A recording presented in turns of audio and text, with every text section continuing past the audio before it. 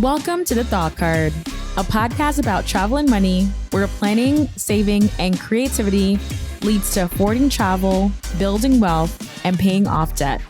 We are the Financially Savvy Travelers. Hey, Financially Savvy Travelers. Welcome back to another episode of The Thought Card podcast. If you are new here, welcome. I'm Danielle Desir Corbett, a financially savvy traveler just like you. I truly love traveling the world, being financially responsible, and hitting and crushing all of my financial goals. So if that sounds like something that you're into, you are in the right place. So be sure to hit the follow button so you always get notified when new episodes come out every other Thursday. And if you have been here for a long time, you're a long-time subscriber of the show, thank you so much for hitting play on this episode. I truly appreciate it. Now, this summer was really special because this was our first summer with our son, baby K. We planned a lot of fun summer activities, and one of the highlights was actually our first road trip with our son, our baby. So we went on a 5-hour road trip to Saranac Lake and Saranac Lake in upstate New York to visit the Wild Center. And you can learn all about the Wild Center in episode 109 and also episode 110. But to be honest, I was really anxious about our first road trip with a baby. Why? Well, I wasn't really sure what to expect traveling with a baby. How would baby K react? At that point, we hadn't even sat down and eaten at a restaurant yet. So this would be our first time going to a restaurant, out of town, sitting down, and I just wasn't sure how that would go. Also, how would I handle stressful situations when he's screaming in public and everyone's looking at me and I'm so embarrassed and all I'm trying to do is calm him down? That's kind of stressful, and I just wasn't sure how to handle that as a new mom. So overall, I was feeling anxious because there was a lot of uncertainty, and despite all of this, I was still up for the challenge. But I was comforted by the fact that my mom was joining us, so I wouldn't be alone. It wouldn't just be me and baby K. It would be me, baby K, and my mom. So I felt like I had support, and I hadn't traveled with my mom in a while. So I was really excited to share this special experience and this special moment with her. So in this episode, I'm sharing tips for planning a road trip with a 6-month-old baby. But first, I want to share some news with you. Chase has updated the welcome offer on the Chase Sapphire Reserve card. Now you can earn 80,000 Chase Ultimate Rewards points after you spend $4,000 on purchases in the first 3 months from opening an account. That's an additional 20,000 Chase Ultimate Reward points from the previous offer. If you had this credit card on your radar for a while, now may be a good time to get it. As a disclaimer, this offer is accurate as of the publishing date of this episode. However, offers mentioned may have expired. All right, so let's talk about the things I've learned and what I'm calling the road trip with baby tips. All right, so tip number 1 is packing your bags days before the trip. I found that if you're waiting until last minute, it becomes extremely overwhelming and you're more likely to forget something. And let me tell you, there's a lot of things to bring in a baby bag. So the earlier you're planning this out, the better. Tip number 2 is you're going to overpack. So if you're planning your road trip and you realize that, oh my gosh, I think I'm overpacking, it's okay. Just go with the flow. This is your first time going on a road trip with your baby. So if you feel more comfortable bringing all the things, just do it. Have no regrets about that and don't feel bad about overpacking. Tip number 3 is to really think about the time that you're heading out. When are you going to start and go on this road trip? If you choose to head out really early in the morning, I recommend changing your baby to comfortable road trip clothing the night before so you don't disturb them while sleeping. So for us, since we were getting out of the house at 5 a.m. in the morning, all I had to really worry about is getting a bottle ready and feeding him before we left. I didn't have to worry about disrupting him from too much sleep by changing his clothes and all of that. So that to me, I think is really beneficial. It's just have them all prepared the night before in their comfy road trip attire so you don't have to worry about it in the morning. Tip number 4 is to feed and burp your baby before heading out. So this worked for us when we were going upstate New York, but returning back home, baby Kate was more interested in sleep. So we didn't actually get to continue this, but I did notice that he was very calm and collected and ready for bed after his bottle. So that made at least us heading out really calm, and it was a great start to our trip. So if you can feed them and burp them before you guys head out, that would be great. But if not, just have a bottle on hand and ready for when they wake up and they are hungry. Tip number 5 is to have someone sit with them as a companion. So my mom drove and I sat in the back to attend to all of baby K's needs. So I could easily play with him, feed him, watch our favorite cartoons together. And that felt really good to us because there were times that he was not happy and I was there to put on a show, or I was there to give him his pacifier and just be there to comfort him and be his companion. So definitely recommend that as tip number 5. Tip number 6 is to have your bottles, your milk, your diapers, your wipes, paper towels, pacifiers, toys handy.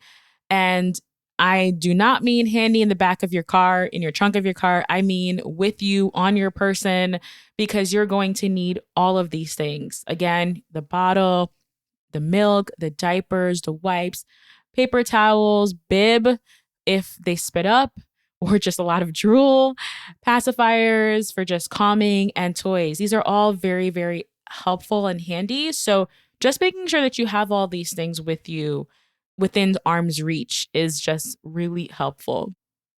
Another thing is that babies have tantrums, and long road trips are uncomfortable for us as grown adults, but also for them.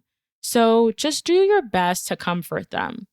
I think what's important about your first road trip with your baby is being patient, being compassionate, and just being there for them throughout the highs and the lows and the tantrums. So tip number 7 is just know your baby may have a tantrum because just sitting there is uncomfortable, especially if it's like for long amounts of time, but you're going to do your best to comfort them.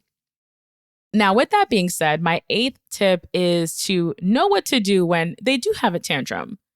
So if you have to pull over the car and stop, do it. Give them a breather, take them out, get that pacifier, sway them back and forth, roll down the window, do what you have to do, boo. Okay? Because the reality of it is that if they are unhappy, if they are upset, then take a break, attend to them in a safe place, of course. So for us, one of the points where he was starting to have a tantrum, we were actually not too far from a rest area, a beautiful rest area in upstate New York, a welcome center. And that was really great because there were seats and benches and there were vending machines and bathroom and changing tables. So we took like a good 40 minutes break to like feed him, walk around, take a look at the different souvenirs and different brochures. And that kind of gave us like our second wind before the last 2 hours of our road trip. So know what you have to do and just do it to care for your baby. My 9th lesson and tip is don't mind people looking at you. And I know this is easy to say, but it's hard at the time. It's really, really hard to do, but don't mind people looking at you. Because maybe they're judging you because your baby's crying, like you're struggling and you're panicking, but who cares? You are doing the best you can, mama or papa. So don't feel judged or don't let people's judgment of you, the stranger judgment of you, cloud your judgment and make you even more anxious, right? So we're doing the best that we can and just kind of tune people out. It's so funny, right? Because like I was that person. Like I'd be the person looking at the person caring for the baby who's crying. And now I am in that position, and I definitely have a lot of compassion for those situations because that is totally me and could be me. My last tip for you is know your baby and their sleeping patterns, which is I found very, very important. And with that, plan your driving schedule accordingly. So baby K sleeps until around 7:30 a.m., which means that heading out early in the morning made a lot of sense for us because we're going to be maximizing his natural sleeping patterns. However, if we were going to wait like later in the day, he would be up wanting to play. And I think it would have been a lot more difficult during that time if we would have just waited later to leave. So we left our house and also we left the hotel and we were coming back around 5 a.m. in the morning. So by the time we woke up at 7:30, we were already like well on our way. And it just felt really good that we were able to maximize those 2.5 hours while he was calm and resting. So while doing research to try to figure out how to plan our first road trip, one of the questions I saw over and over, and I even had for myself, is how often to stop on a road trip with a baby. And from my experience, as often as your baby wants. Sometimes your baby's crying and you can comfort them maybe with a pacifier, or you can give them a kiss on the cheek or start watching a TV show and they calm down. But sometimes they're unconsolable. And maybe that means that you need to actually take a break, get out the car and comfort them, or take a break, get them out of the car seat, feed them, right? Take a break, get out of the car seat and change them. I'm sure as parents, as new parents, we'll know when it's an easy, okay, they'll calm down in a couple of minutes, or okay, we need to take a break. And for me, I'm going to stop as often as baby K needs. So that would be my answer to that frequently asked question. So overall, I think my biggest takeaways from our first road trip with a baby is to be patient. Be patient. You're going to have a lot of feelings, maybe anxiety, maybe overwhelm, maybe uncertainty. You're going to have all those things. But be patient with yourself, be patient with your baby, be patient with each other, right? Whether that's a family member, whether that's your spouse or your significant other or your partner, be patient, be flexible, and be prepared as best as possible. When I say prepared, literally, we were all good. I literally overpacked. However, he was starting to have like some mucus in his nose, and we needed to have like the contraction that like takes his boogies out. And we had to stop at like a local CVS to purchase that because I didn't have one on me. So even though you can do all the things that you feel like you cover all your bases and you're super prepared, things may happen and you may have to just duck into a store real quick and buy an extra bib or buy an extra boogie sucker thing like I had to do. But it was an incredible experience. And when you visit our website, podcast.thoughtcard.com, and check out the show notes for this episode, I will also include some photos from that trip. And my face is all lit up because it was just an incredible experience to have with my family. But also his face was lit up too. Like, I think it was just so heartwarming, and it was a great way to connect with each other while experiencing a new place together. So what's next for us as a family? Well, we are planning our first plane ride. And as expected, I am really anxious about it.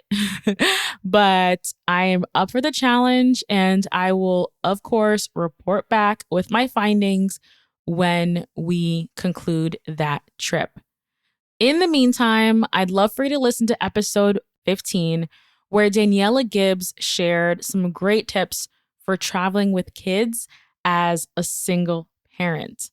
She shared some really great perspectives, and I'm finding myself listening to that episode again. I'm not a single parent myself, but I am always curious to hear and learn from other parents who are traveling the world with their kids.